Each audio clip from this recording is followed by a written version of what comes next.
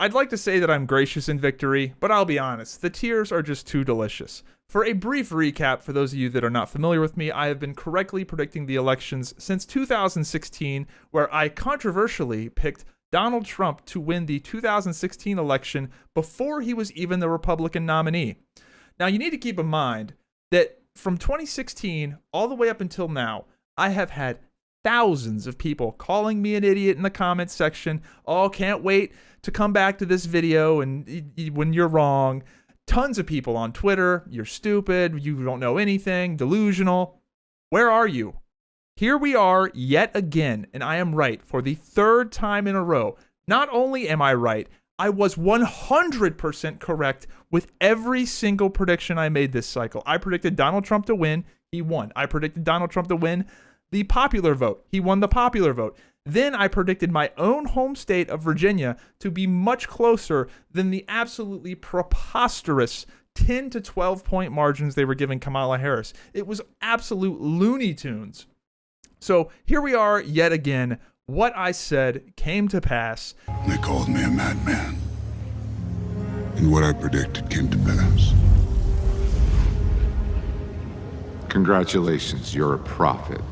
I'm a survivor. Now, I'd love to come out here and just say I'm a genius and I'm the greatest political analyst of all time, but the reality is I've been cheating. I have two unfair advantages that the media and all of these pollsters don't have. First thing, I am a normal American. I'm just your average run-of-the-mill American who is living in the real world that other normal Americans live in. And I have the distinct capability to just look around and go, that's crazy. That is just an unbelievable advantage in today's media and pollster landscape. And number two, I'm not actively a leftist propaganda outlet. When you combine those two things, it's almost impossible to get the results wrong. That's the secret, guys. I am a one-man team with a $0 budget sitting here recording a YouTube video alone in this room, and I am more accurate than all of the professionals with their millions of dollars. What is wrong with the media and polling? If I'm getting it right more consistently than they are, what the fuck is wrong with you? And keep in mind, guys, you can go back and look and see all of this. All of these videos are still up, all the way out back to me predicting Trump to win the 2016 election before he was even the nominee. All of this came to pass. I feel like the Thanos of elections. Enough of me tooting my own horn. Let's talk about the election. First of all, guys, this was a total blowout for a few reasons. First one being Donald Trump winning the popular vote by as much as he did is crazy, because Republicans, the way they strategize their, path to victory has really nothing to do with the popular vote, because they're not going to win, states like California and New York. So they just don't campaign in these large urban areas where there's high population density. So they just been zero time there. So they never really expect to win the popular vote. For the most part, when a Republican wins, they actually lose the popular vote by a few percentage points due to this. So Donald Trump winning the popular vote, and winning it by a lot, is staggering. Not only did Donald Trump win the popular vote decisively, he is absolutely blowing Kamala Harris out in terms of the Electoral College. At some point in the next 3 months, Nevada and Arizona will finish their vote counts. Those two states will go to Trump eventually, leading this to be a total blowout in the Electoral College. And not only is it a total blowout in terms of what the numbers you see on the scoreboard, the 2020 census was wrong and undercounted red states and overcounted blue states, meaning that Donald Trump, depending on which numbers you go by, should, if things were fair, have gotten an additional 7 to 12 votes, electoral votes, on top of what he already has. Obviously, he doesn't need them, but this was a blowout, guys. A blowout that we haven't seen in a really long time. Donald Trump is the first Republican to win the popular vote in a very, very long time. Donald Trump won 44.2% of the vote in New York. That is crazy. Now, a lot of people like to say, oh, it's just a bunch of men that voted for Trump. Well, Donald Trump did win white women. The majority of white women voted for Trump. The secret Trump voter is real, and the secret Trump voter is white women. So why did Kamala Harris lose? Well, let's get the obvious things out of the way, and that she is just incredibly uncharismatic and maybe the worst politician we've seen in a very long time on the national stage. If she had a Dungeons and Dragons stat sheet, her charisma would be negative. It's awful. She has no like innate likability. Hearing her talk a lot of the times is like nails on a chalkboard. The laugh is horrific.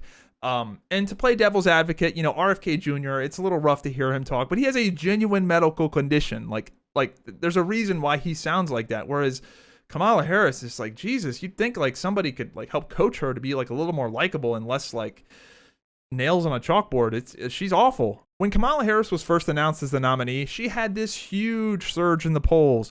And I was of the belief, and you can go back and look on Twitter, that I never believed that was real. I didn't see anybody, at least anecdotally in my neck of the woods, actually excited about Kamala Harris. But if you believed what the mainstream media was telling you, she was the next Barack Obama. But I never believed it, and it didn't last. She cratered in popularity. They hid her away for months, and she did no interviews. The only interviews she ended up doing for a long time were like these 10-minute talking points interviews that everybody knows are just fake. Then you contrast this with Donald Trump and JD Vance, who are going and doing every interview, every podcast. These podcasts that are 1, 2, 3 hours long, they do the whole thing.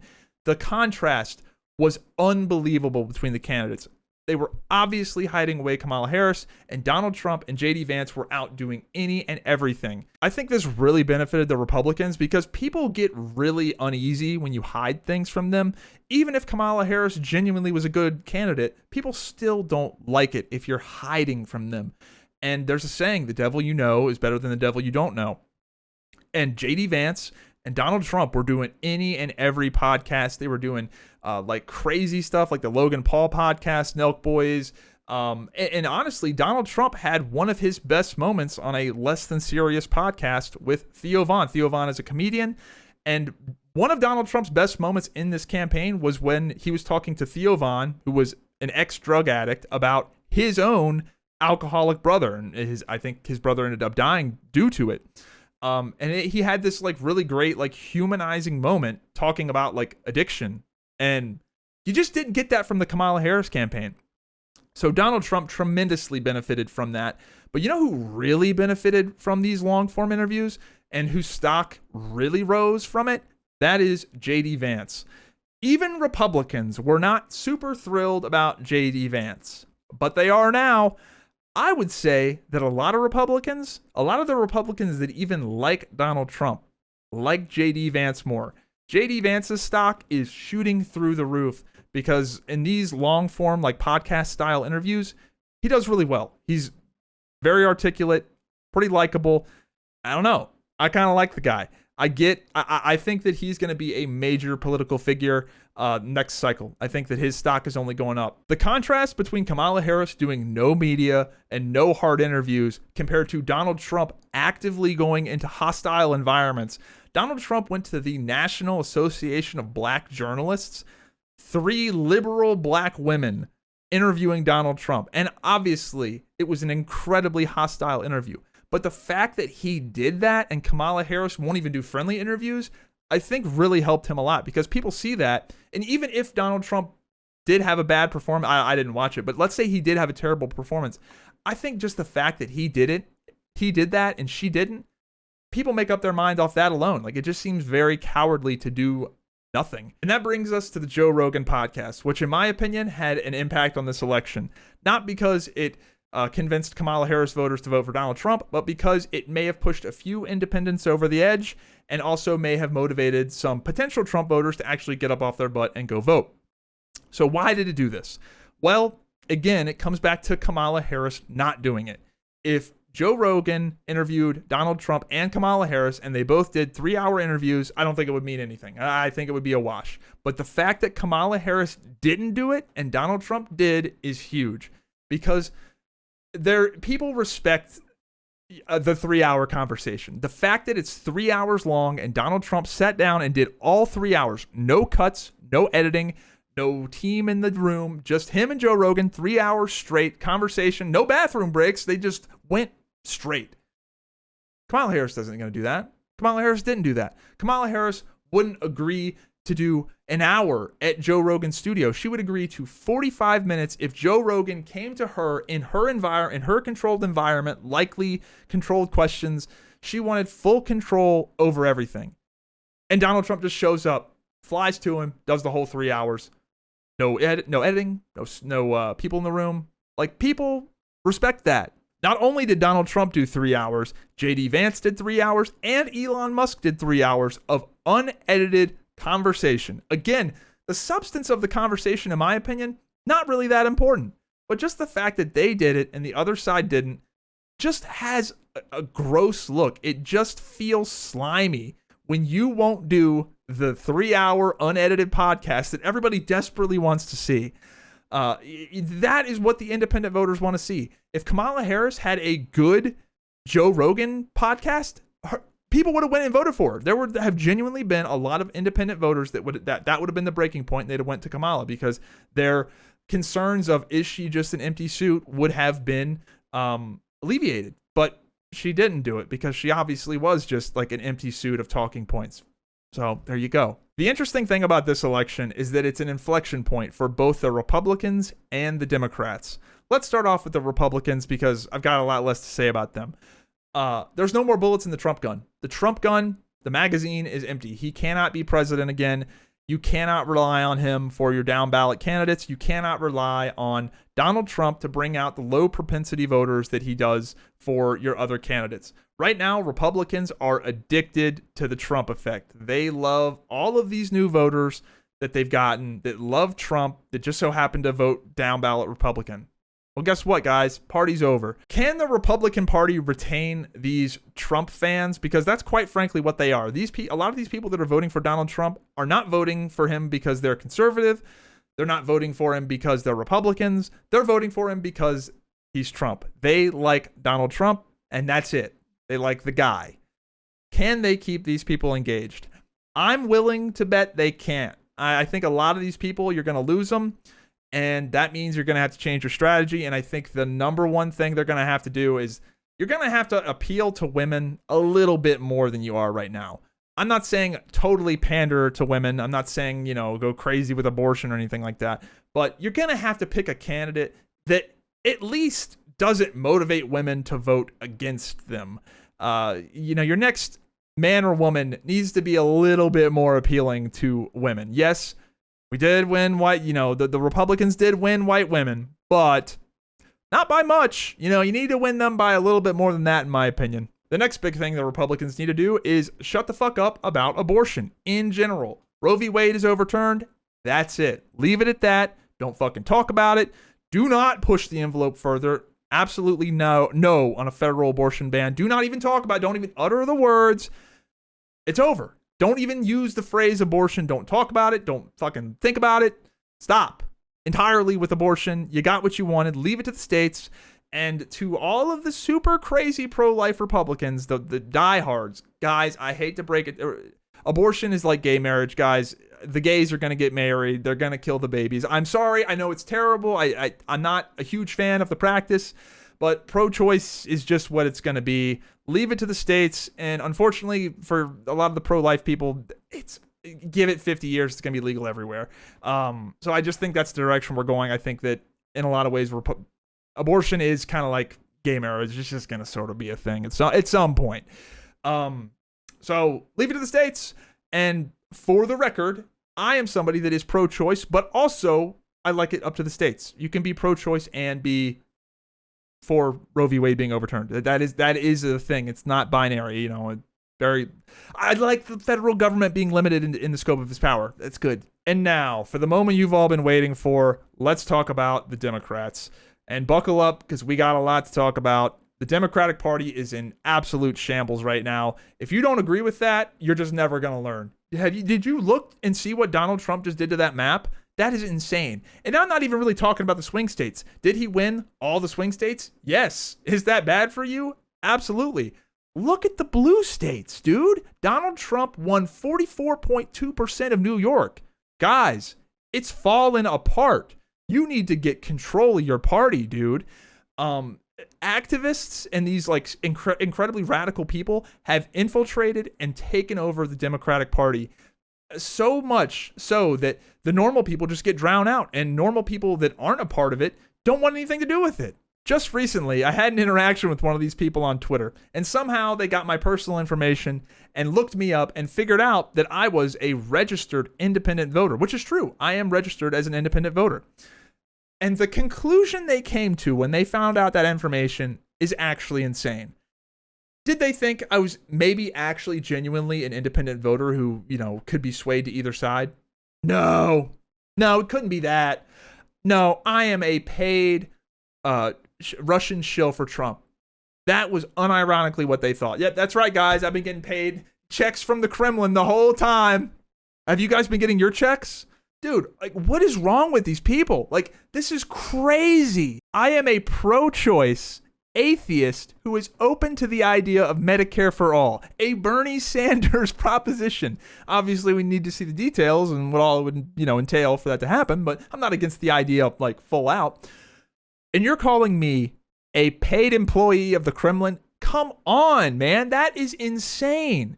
The problem with the Democrats right now is that they have so many radical positions and so many lunatics that have invaded that party that they just turn off normal people. Normal people do not want to be associated with that. It's just a complete no-go for me.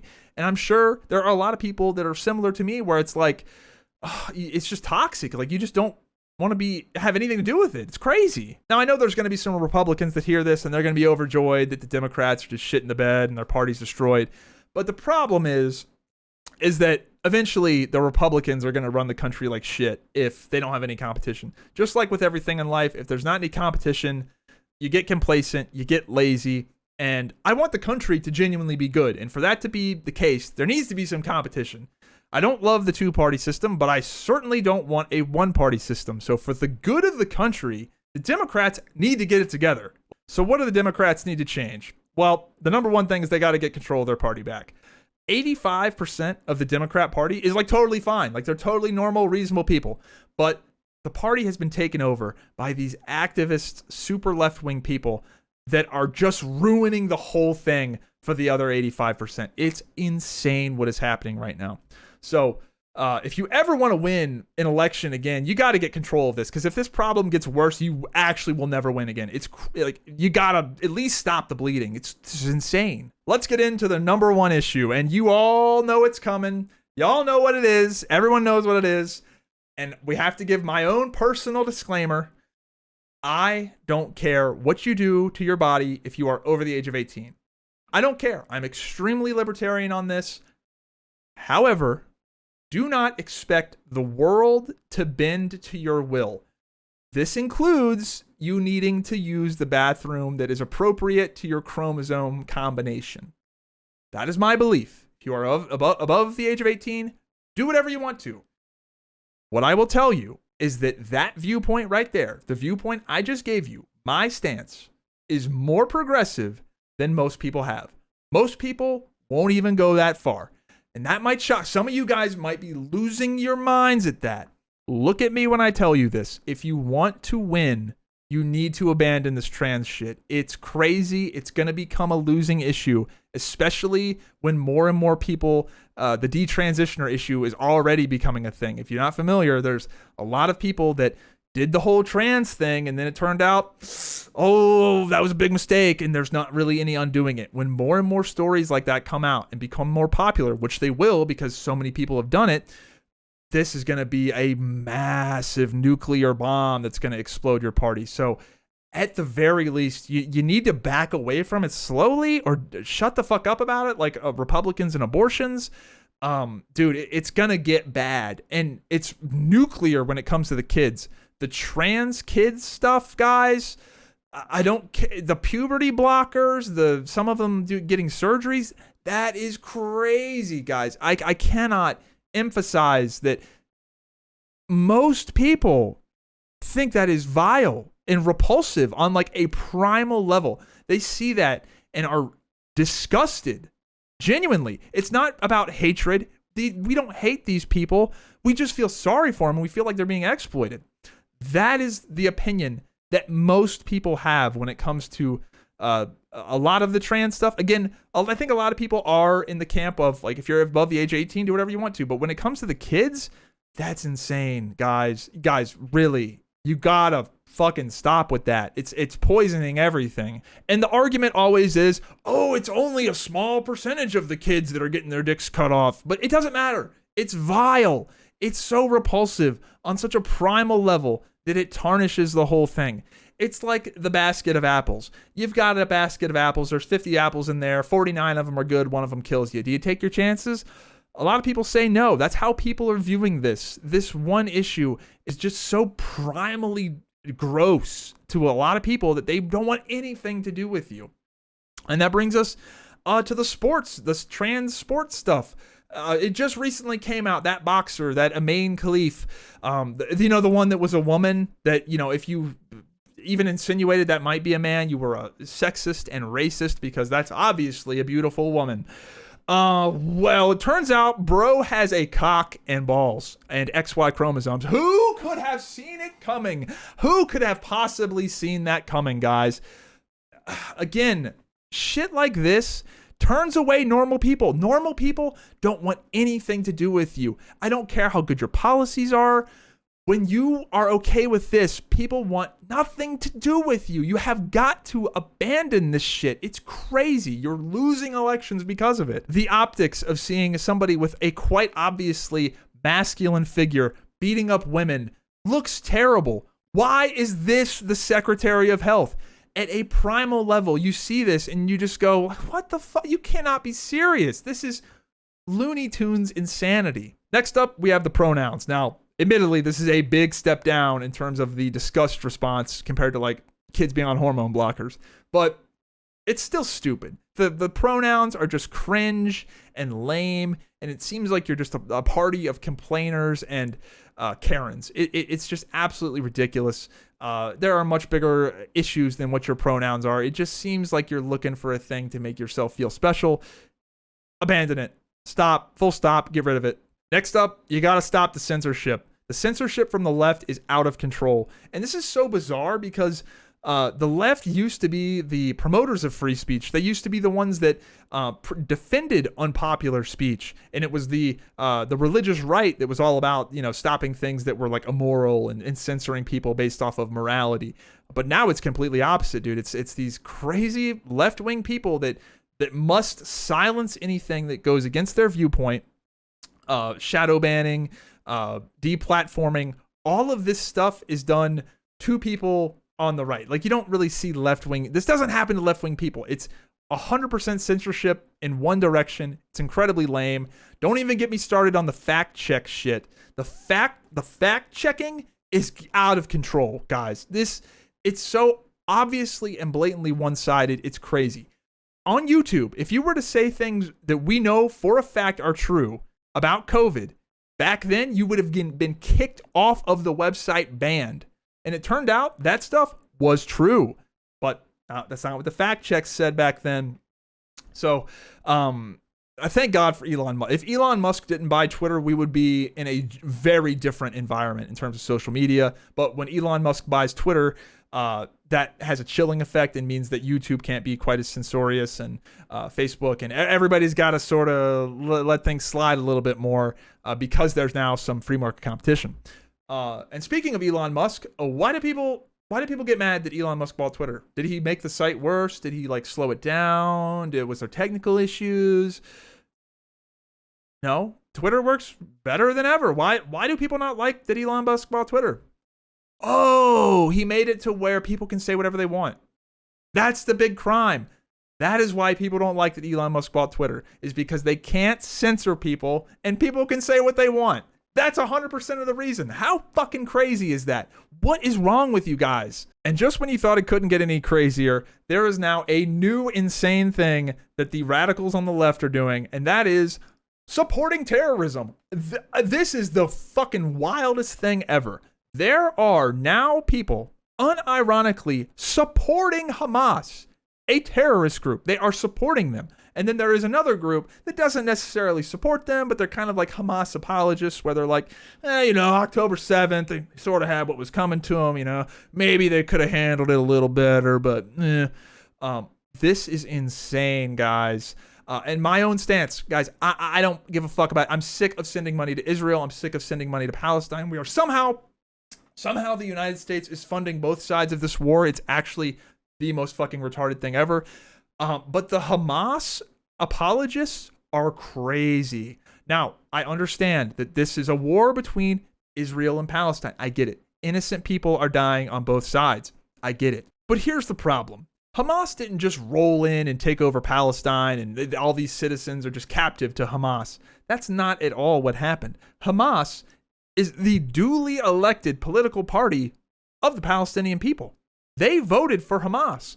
Not only did they vote for Hamas, their approval ratings are high. The people of Palestine largely agree with the October 7th attacks. Something like 75-80% of people agree with that terrorist attack. That is crazy, guys. How can you be on that side? Man, it's really a lot more complicated than people think. And a lot of people on the left seem to think that Sharia law and Islam culture is just totally one-to-one with what we have in the West. Queers for Palestine. Well, guess what, guys? They ain't for you.